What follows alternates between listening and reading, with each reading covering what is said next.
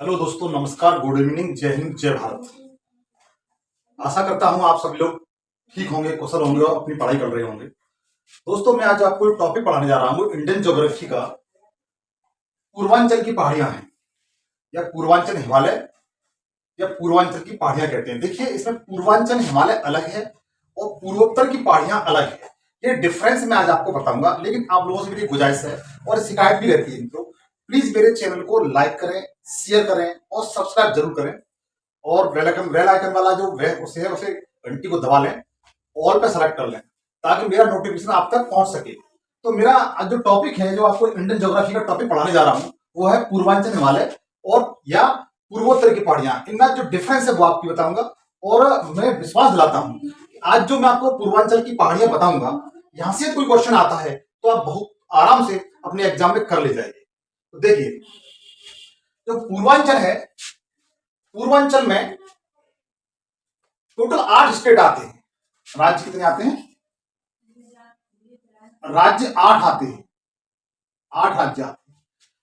8 कौन से हैं? इसमें 7 सेवन सिस्टर हैं और एक सिक्किम है। एक सिक्किम है। पूर्वांचल में टोटल 8 है, लेकिन इसमें टोटल 8 में 7 सेवन सिस्टर हैं, इधर साइड वाले हैं, बताऊंगा अभी, और एक सिक्किम है। तो इसमें सबसे पहले देखिए, ये जो है ये आपका सिक्किम राज्य है। ये कौन सा राज्य है? सिक्किम राज्य। इसके बाद ये भूटान है, भूटान देश है। और यहां से लेकर के ये इस तरीके से यो जाकर के यो और यो यहां तक, ये आपका अरुणाचल प्रदेश है। ये आपका अरुणाचल प्रदेश है। और उसके बाद एक मिनट, छोटा बन गया, इस तरीके से ये आपका अरुणाचल प्रदेश है। उसके बाद अरुणाचल प्रदेश और थोड़ा बड़ा बनाना पड़ेगा, अरुणाचल प्रदेश इस तरीके से। उसके बाद ये नागालैंड है।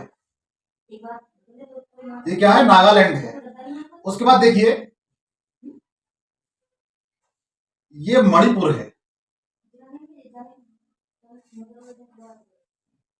मणिपुर है। और ये मिजोरम है। ये त्रिपुरा है। त्रिपुरा है। इसके बाद मैं सब लिखाऊंगा, आप चिंता न करें। ये आपका असम राज्य है। ये आपका असम राज्य है। इसमें ये मेघालय है। ये मेघालय स्टेट है। तो आप लिखते चलिए, ये सबसे पहले क्या है? सिक्किम। सिक्किम सिक्किम है। ये अरुणाचल प्रदेश है।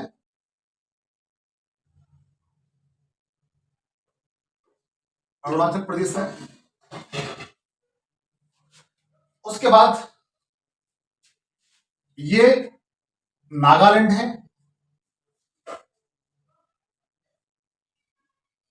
नागालैंड है। ये आपका मणिपुर है। उसके बाद ये मिजोरम है।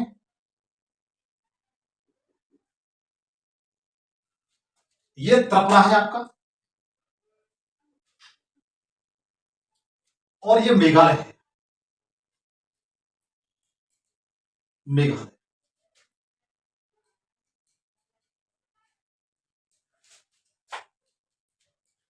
और ये आपका असम है। ये असम है। असम राज्य है। दोस्तों, मैं आपसे एक बात कनेक्ट कहूंगा कि आप मेरे साथ कॉपी और पेंसिल लेकर के बैठा करें, और जिस तरीके से मैं आपको मैपिंग कराता हूं, आप भी उसी के अनुसार मैपिंग करें, जिससे आपका बेहतरीन से बेहतरीन नोट्स तैयार हो सके। एक बार आप मेरे साथ कोशिश करके देखिए, फिर देखिए आप अपने लक्ष्य तक, अपने मंजिल तक कैसे पहुंचते हैं। चाहे आप पीसीएस प्री एग्जाम दे रहे हो, या लेखपाल दे रहे हो, उत्तर प्रदेश पुलिस हो, या कोई वनडे एग्जाम हो, वीडियो से लेकर कोई वनडे एग्जाम हो, आप बखूबी अपने मेरे द्वारा बताए हुए ये पॉइंट्स हैं, उनको आप क्लियर करके चलेंगे, नोट्स बना के चलेंगे, तो आप एग्जाम में बहुत बेहतर कर पाएंगे। तो देखिएगा, इसमें सिक्किम 1, अरुणाचल प्रदेश 2, असम 3, मेघालय 4, त्रिपुरा 5, मिजोरम 6, मणिपुर 7 और नागालैंड 8। अर्थात ये जो 7 स्टेट है, सेवन सिस्टर कहा जाता है। सिक्किम को छोड़ दिया जाए, सिक्किम को छोड़ दिया जाए तो इधर वाला जो भाग है इन्हें सेवन सिस्टर के नाम से जाना जाता है। इसकी विशेषता देखिए, यहां आपका बांग्लादेश है, ये आपका बांग्लादेश है, इस तरीके से ये आपका बांग्लादेश है। असम राज्य, इसमें कुछ अलग से पॉइंट बता दूंगा मैं। असम राज्य भारत का एक ऐसा राज्य है जो 6 और राज्य हैं, सेवन सिस्टर में जो राज्य आते हैं उनसे सबसे सीमा रेखा बनाता है।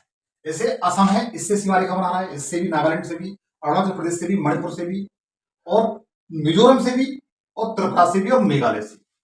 अर्थात असम अन्य 6 से सीमा रेखा बनाता है। इसके बाद देखिएगा, असम 2 स्थानों पर, एक ये और एक ये, 2 स्थानों पर बांग्लादेश से भी अंतरराष्ट्रीय सीमा रेखा बनाता है। बांग्लादेश से भी अंतरराष्ट्रीय सीमा रेखा बनाता है। तो अब देखिएगा, सबसे पहले यहां पर एक नदी बहती है,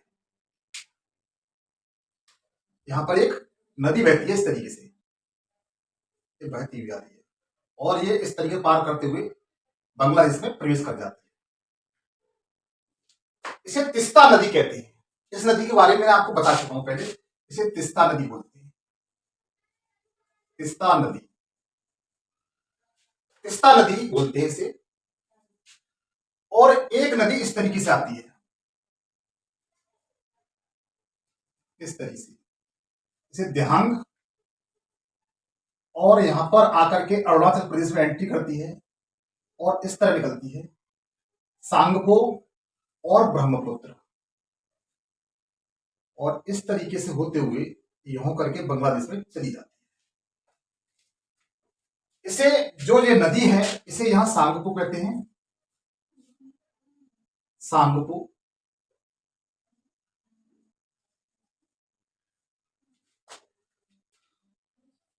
असम राज्य में इसे दिहांग कहते हैं, और असम राज्य में, अरुणाचल प्रदेश में इसे दिहांग कहते हैं, असम राज्य में इसे ब्रह्मपुत्र के नाम से जाना जाता है। किस नाम से जाना जाता है? ब्रह्मपुत्र के नाम से जाना जाता है। मैंने आपको पहले बताया था कि तिस्ता नदी से लेकर के दिहांग नदी के जो बीच का जो क्षेत्र है, पहाड़ियां हैं, इसे असम हिमालय कहते हैं। क्या कहते हैं? असम हिमालय कहते हैं। मैं आपको पहले बता चुका हूं। तो अभी जो बता रहा हूं, जो असम हिमालय के तहत जो भी बताऊंगा, वो पूर्वोत्तर की पहाड़ियां बताऊंगा। क्या बताऊंगा? पूर्वोत्तर की पहाड़ियां बताऊंगा।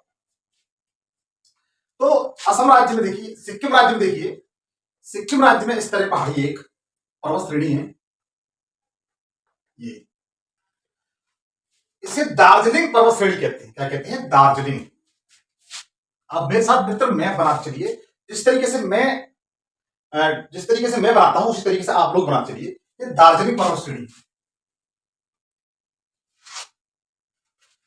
दार्जिलिंग, दार्जिलिंग पर्वत श्रेणी है। और ये दार्जिलिंग शहर है, वो अलग है।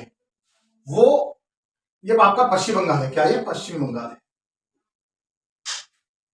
ये आपका पश्चिम बंगाल है। और ये दार्जिलिंग शहर है इसका, पश्चिम बंगाल का शहर है दार्जिलिंग, वो अलग पर्वत श्रेणी है, और दार्जिलिंग शहर सिटी अलग है।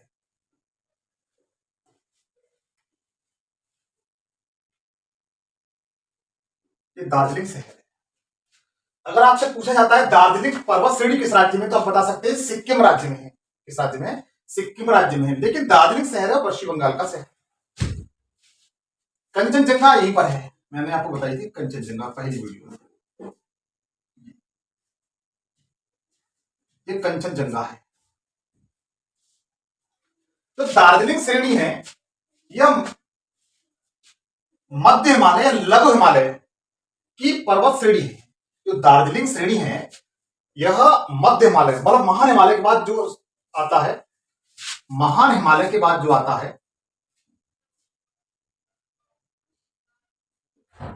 वो मध्य हिमालय या लघु हिमालय आता है। तो ये लघु हिमालय या मध्य हिमालय की श्रेणी है। यह आपकी कंचनजंगा है, कंचनजंगा, यह आपकी कंचनजंगा है। इसके बाद आप देखिए सिक्किम राज्य में मैंने आपको बताई ये दार्जिलिंग पर्वत श्रेणी। इसके बाद हम लोग अरुणाचल प्रदेश में आते हैं। किसमें आते हैं? अरुणाचल प्रदेश में आते हैं। अरुणाचल प्रदेश के बारे में देखते हैं कि अरुणाचल प्रदेश में कौन कौन सी पर्वत श्रेणी है।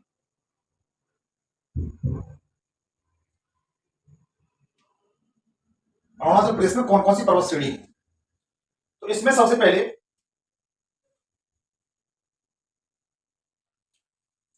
अरुणाचल प्रदेश में 4 पर्वत श्रेणी है। अरुणाचल प्रदेश में 4 पर्वत श्रेणी, तो आप मेरे साथ इस तरीके से बना लीजिए, इस तरीके से। और चारों मित्र इंपोर्टेंट हैं, चारों मित्र इंपोर्टेंट हैं। मैं यहां पर लिखता भी चलूंगा ताकि आपकी समझ में आ सके।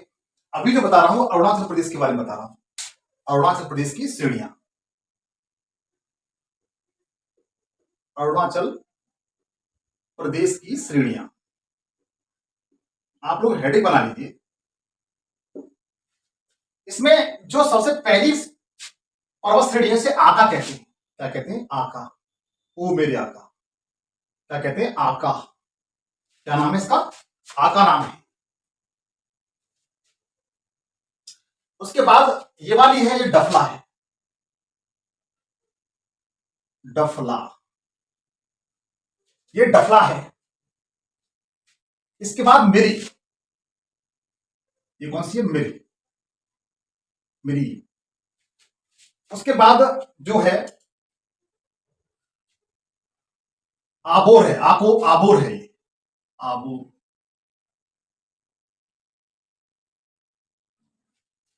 देखिए अरुणाचल प्रदेश में 4 पर्वत श्रेणियां हैं। अरुणाचल प्रदेश में 4 पर्वत श्रेणियां हैं। इसमें आका कौन सी नंबर पर? नंबर पर आका है, फिर डफला है, मिरी की पहाड़ियां हैं और आबोर है। ये चारों पर्वत श्रेणी बहुत इंपॉर्टेंट है, आका, डफला, मिरी और आबोर। तो आप लिख सकते हैं अरुणाचल प्रदेश में कौन कौन सी पर्वत श्रेणियां हैं। आप इस तरीके से लिख भी सकते हैं अलग से। नंबर 1 पर है आका, आका है। नंबर 2 पर क्या है? डफला, डफला बहुत पूछी जाती है, डफला। नंबर 3 पर है आपकी मिरी, मिरी। और नंबर 4 पर है आपकी आबोर, आबोर। ये चारों पहाड़ियां बहुत इंपॉर्टेंट हैं जो पूछी जाती हैं अक्सर। देखिए ये पहाड़ियां इस मतलब इस तरीके से कटी फटी हैं। इसका प्रमुख कारण ये है कि इनसे होकर के नदियां प्रवाहित होती हैं। जैसे एक नदी ये है, ये क्या है? रिवर है, नदी है। इसी कारण ये कटी फटी हैं।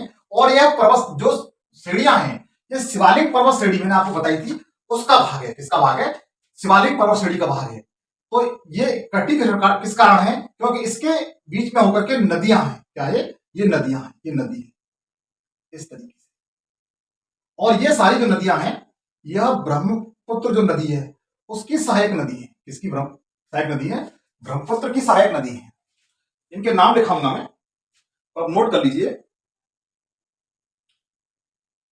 ये वाली जो नदी है इसे भैरवी नदी कहते हैं, भैरवी नदी। ये भैरवी नदी है, आप इस तरीके से नोट करते जाएं। दूसरी है रामानद, रामानद। और उसके बाद है सुबनश्री, सुबनश्री, सुबनश्री। शायद ब्लैक बोर्ड से कट रही हो लेकिन आप लिखते चलें।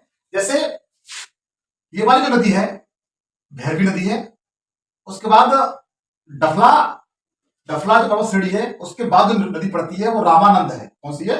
रामानंद। और तीसरी अरुणाचल प्रदेश में सुबनश्री। सुबनश्री कई बार पूछी गई है, सुबनश्री नदी है वो कई बार पूछी गई है एग्जाम में, आपसे याद रखेंगे। फिर एक बार मित्र देखिए, अरुणाचल प्रदेश में 4 पर्वत श्रेणियां हैं, जिसमें सबसे पहले आका है, नंबर 2 पर डफला है, नंबर 3 पर मिरी है, नंबर 4 पे आबोर है। मैं इसको बार बार इसलिए बोल रहा हूं ताकि आप लोगों को याद हो सके। इसके बीच में होकर के ये कटी फटी क्यों है? क्योंकि इनके बीच में होकर के नदियां प्रवाहित होती हैं। नदियां कौन कौन सी हैं जो अरुणाचल प्रदेश में होकर बहती हैं?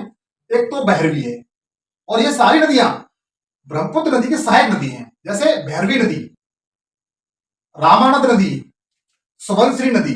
सुबनश्री नदी एग्जाम में कई बार पूछी गई है, तो आप इस तरीके से इसको नोट कर लें। नदियां देखिए, ये आपकी श्रेणियां हो गई और नदियां। दूसरे पॉइंट डालिए अरुणाचल प्रदेश की नदियां। नदियां मैंने आपको बताई 3।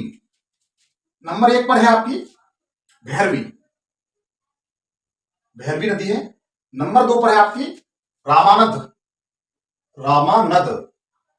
नंबर 3 पर है आपकी सुबनश्री, सुबनश्री। मित्र, आप इसे 1-2 बार रिवीजन करेंगे तो मुझे विश्वास है कि आप बहुत आराम से सीख जाएंगे। आप इसका स्क्रीनशॉट ले लीजिए।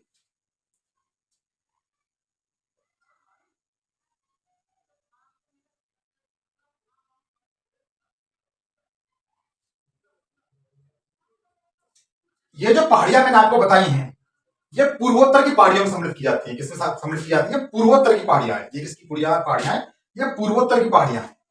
और उसके बाद जैसे ही हम लोग दिहांग नदी है, ये जो ब्रह्मपुत्र नदी है, इसे अरुणाचल प्रदेश में दिहांग नदी कहते हैं।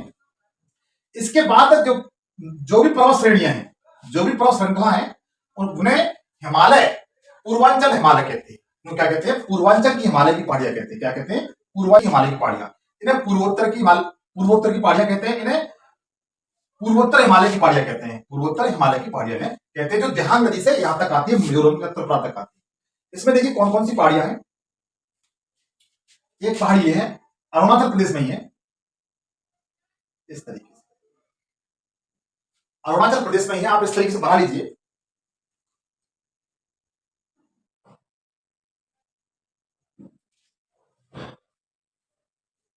इसे कहते हैं मिसमी की पहाड़ियां, मिसमी की पहाड़ियां, मिसमी की पहाड़ियां। मित्रों, यहां पर 2 नदी निकली हुई हैं इस तरीके से। एक नदी इस तरीके से आई और ये यहां पर आकर के यहां मिल जाती है। एक नदी इस तरीके से आई है, ये भी यहीं पर मिलती है। और यहां पर ये दोनों नदियां मिलती है, तब यहीं से यह नदी ब्रह्मपुत्र नदी के नाम से जानी जाती है। इन नदियों के नाम है, इन नदियों के जो नाम है वो नोट कर लीजिए।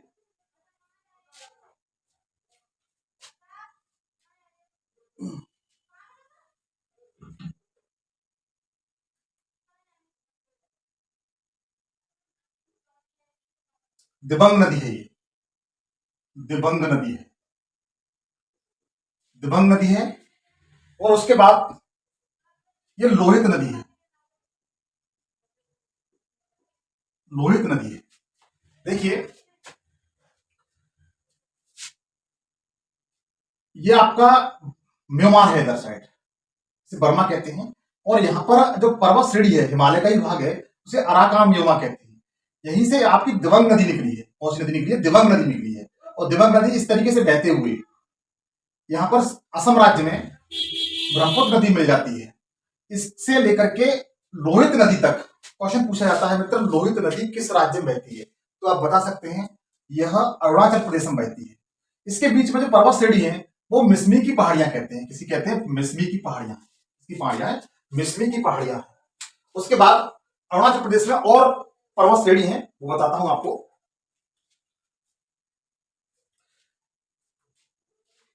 देखिए, इसके बाद यहां पर पर्वत श्रेणी है जिसे पटकई बुम बोलते हैं।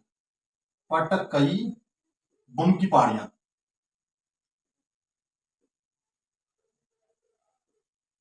जिसे पटकई बुम की पहाड़ियां कहते हैं।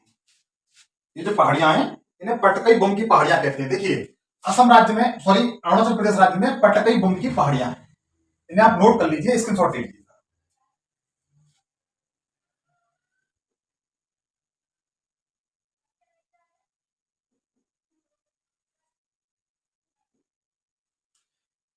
इसके बाद देखिए, नागालैंड में पहाड़ी है जिसे नागा की पहाड़ी कहते हैं। नागा की पहाड़ियां, नागा की पहाड़ियां कहते हैं। इसकी जो सर्वोच्च चोटी है, इस तरीके से जो नागा की पहाड़ियों की सर्वोच्च चोटी है उसे सामवती बोलते हैं। सामवती बोलते हैं। ये एग्जाम पूछ ली जाती है मित्र। इसके बाद आप देखिए, हम लोग यहां से एक पहाड़ी और निकली है, पर्वत श्रेणी और निकली है, इस तरीके से एक पर्वत श्रेणी और निकली है, इसे बरेल बोलते हैं। क्या कहते हैं? बरेल। बरेल श्रेणी। देखिए, यह बरेल श्रेणी नागालैंड में भी है और असम राज्य में भी है, लेकिन मणिपुर में नहीं है। ये मणिपुर में नहीं है, दो राज्यों में है, नागालैंड में भी है बरेल श्रेणी और असम में भी है। इसकी इंपोर्टेंस है, इसलिए मैं इसको बताऊंगा। इसके बाद देखिए मणिपुर में इसकी दो पहाड़ियां हैं इस तरीके से। मणिपुर में दो पहाड़ियां हैं जो पूर्व दिशा की तरफ है, इसे पूर्वी मणिपुर की पहाड़ी कहते हैं। ये पहाड़ी कहते हैं। इसमें जो पूर्व दिशा की तरफ जो पहाड़ी है उसे पूर्वी मणिपुर की पहाड़ी कहते हैं। और जो पश्चिम में है उसे लोमा हॉल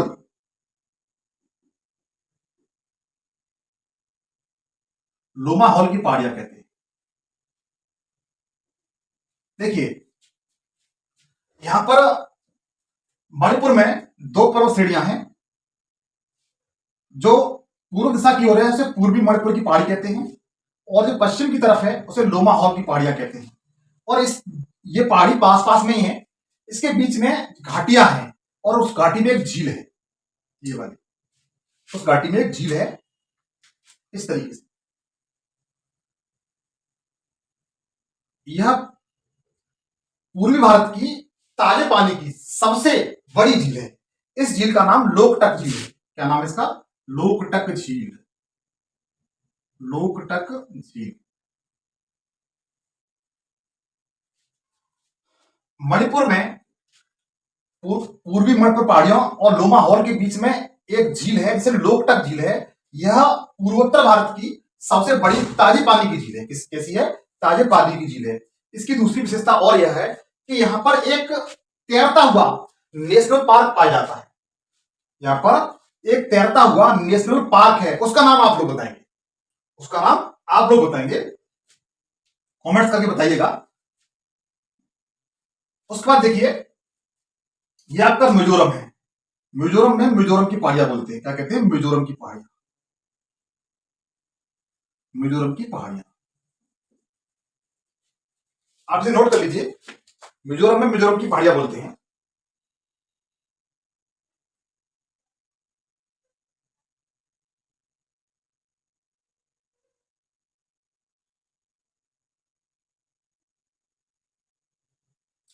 यहां पर एक पर्वत है, मिजोरम की पहाड़ी पर, जिसे ब्लू माउंटेन कहते हैं। इंपॉर्टेंट है मित्र, ये पूछा जाता है कि ब्लू माउंटेन किस राज्य में है। ये क्वेश्चन पूछा जाता है ब्लू माउंटेन किस राज्य में है, तो आप बता सकते हैं मिजोरम में। तो मिजोरम की पहाड़ियां से मिजो की पहाड़ियां भी बोलते हैं। क्या कहते हैं? मिजो की पहाड़ियां भी कहते हैं। और इसी पर इसकी चोटी है जिसे ब्लू माउंटेन के नाम से जाना जाता है। क्या कहते हैं? ब्लू माउंटेन कहते हैं। इसके अतिरिक्त इधर देखिए, इसे त्रिपुरा की पहाड़ियां, यहाँ पर त्रिपुरा की पहाड़ी बोलते हैं। त्रिपुरा की पहाड़ी बोलते हैं। किसकी पहाड़ी बोलते हैं? त्रिपुरा की पहाड़ी बोलते हैं। मित्रों, जो अब तक जो मैंने बताई है यहां से यहां तक, इसे पूर्वांचल हिमालय की पहाड़ी बोलते हैं। क्या कहते हैं? ये पूर्वांचल हिमालय की पहाड़ियां हैं। त्रिपुरा तक पूर्वांचल हिमालय की पहाड़ियां हैं। और असम राज्य में जो असम हिमालय है उसमें जो पहाड़ियां हैं वह पूर्वोत्तर की पहाड़ियां हैं। कैसी पहाड़ियां हैं? पूर्वोत्तर की पहाड़ियां, यहां से लेकर के यहां तक, मतलब तीस्ता नदी से लेकर के आपकी सांगपो नदी तक। अब देखिएगा, इसका स्क्रीनशॉट ले लीजिए मित्र, और बताता हूं।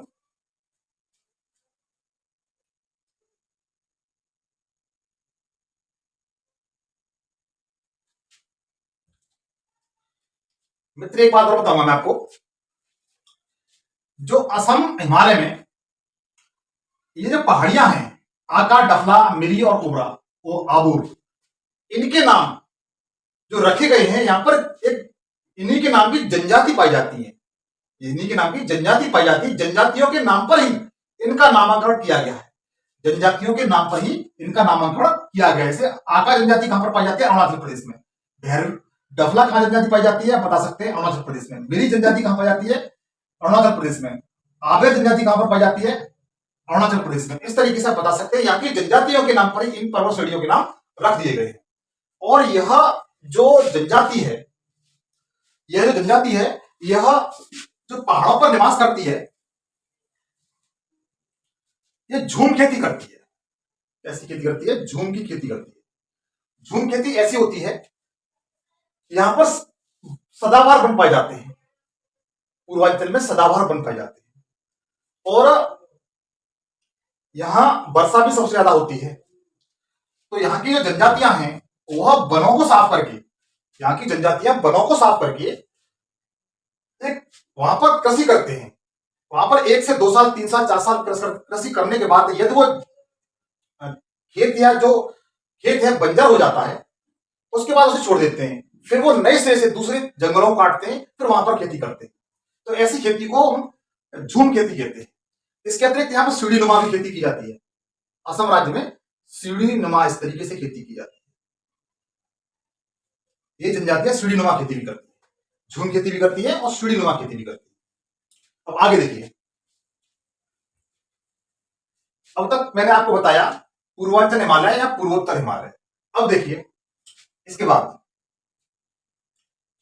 ये आपका असम हिमालय। असम है, क्या है? असम है। असम में भी कुछ पहाड़ियां पाई जाती है। असम में भी कुछ पहाड़ियां पाई जाती हैं।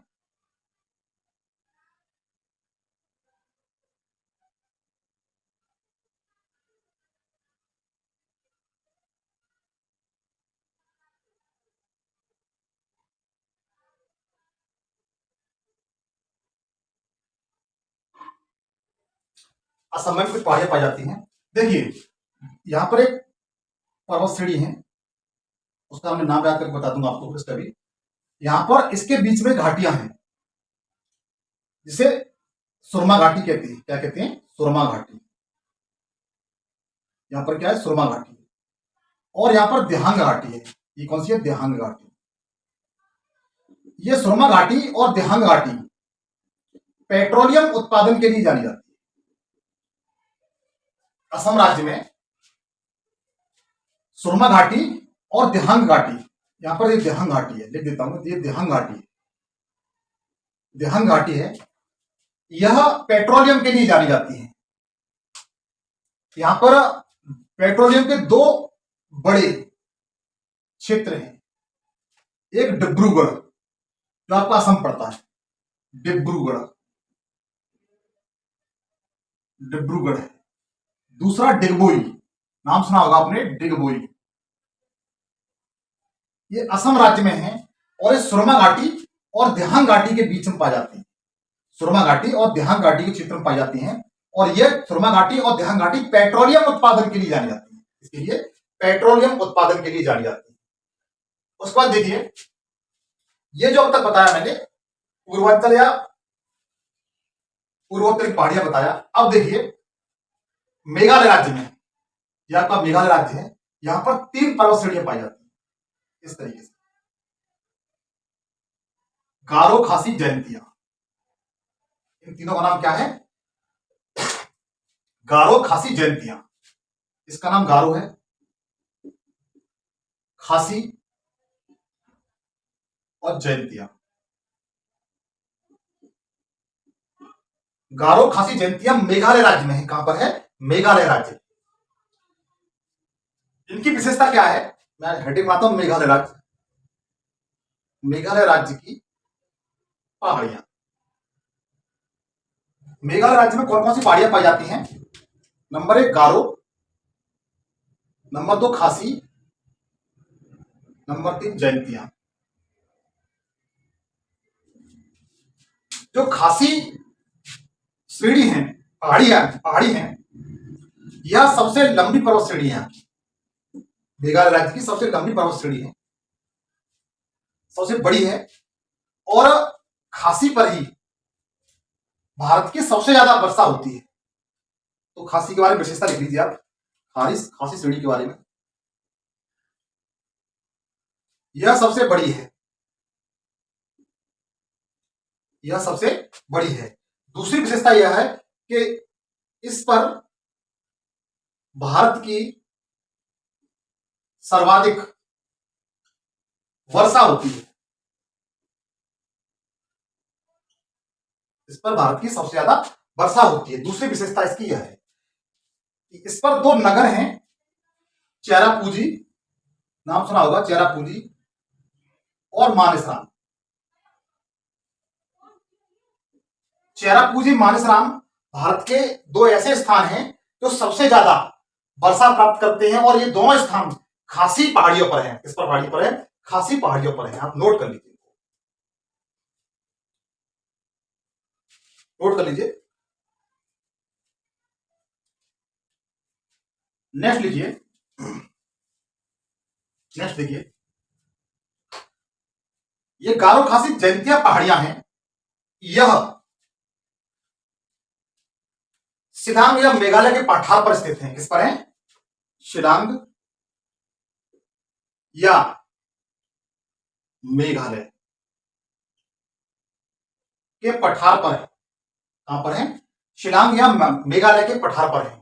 एक पुट ऑफ क्वेश्चन होता हूं मैं, मेघालय की राजधानी जो शिलांग है वो खासी पहाड़ियों पर है। कहां पर है? खासी पहाड़ियों पर ही है। जो मेघालय की राजधानी शिलांग है वह खासी पहाड़ी पर है। किस पर है? खासी पहाड़ी पर है। अब देखिए, शिलांग या मेघालय का पठार पर स्थित है ये, और यह पठार प्रायद्वीपीय भारत का भाग है। प्रायद्वीपीय भारत का भाग है। इंपोर्टेंट है मित्र, यह प्रायद्वीपीय भारत का भाग है। अब देखिए, कुछ बताता हूं यहां पर मैं, आपसे नोट कर लीजिए।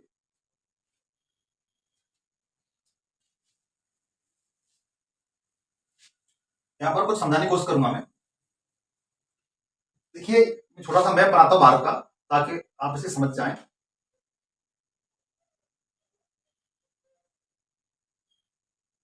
यहां कुछ बताने की कोशिश करूंगा।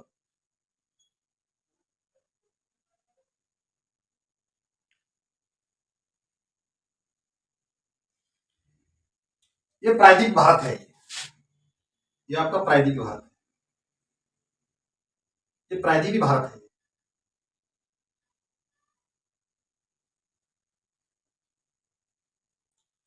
प्रायद्वीपीय भारत है। ये प्रायद्वीपीय भारत का जो पट, ये यहां तक फैला हुआ है। ये यहां तक फैला हुआ ऐसा है मित्र, देखिए यहां पर एक बीच में कट है, एक मैदान है जिसमें बांग्लादेश और पश्चिम बंगाल बहते हैं।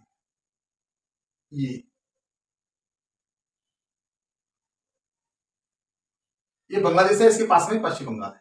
ये बांग्लादेश है, ये पश्चिम बंगाल है। और जो शिलांग का पठार है वो यहां पर है। ये शिलांग का पठार है, शिलांग का पठार। देखिएगा, पहले ये सब एक था, लेकिन इधर से आपकी ब्रह्मपुत्र नदी आती है इस तरीके से, इधर से गंगा नदी आती है। ये इन्होंने काट करके इसे मैदान में बदल दिया। इसको काट करके इस तरह मैदान में बदल दिया इसको। तो ये इतना क्षेत्र मैदानी बन गया, इस पर बांग्लादेश और पश्चिम बंगाल निवास करते हैं, बसे हुए हैं। और शेष ये यहां पर ये आपका पठार बच गया और यहां पर पठार बच गया। ये पूछा जाता है कि मेघालय पठार किसका हिस्सा है? पूर्वोत्तर भारत का है या हिमालय का है या प्रायद्वीपीय भारत का है? तो आपको ऑप्शन क्या लगाना है? प्रायद्वीपीय भारत का हिस्सा है। किसका हिस्सा है? प्रायद्वीपीय भारत का हिस्सा है। ये क्वेश्चन इंपोर्टेंट है मित्र, इसको आप बखूबी याद रखिए। नेक्स्ट देखिए,